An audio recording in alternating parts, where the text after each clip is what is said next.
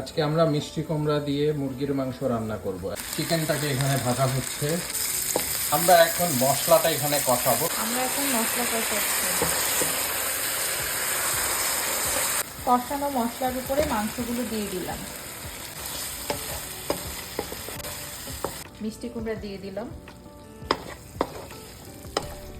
মিষ্টি কুমড়া দিয়ে এবং মাংস দিয়ে একসাথে এখন কষাবো।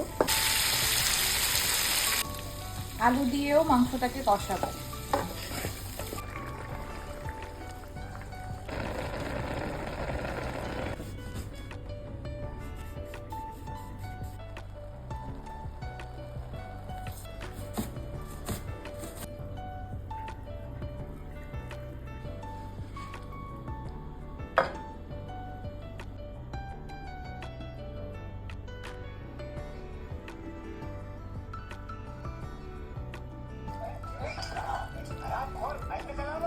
साले को कम से उड़ा दूंगा एक बार हाथ में आ जाए तो।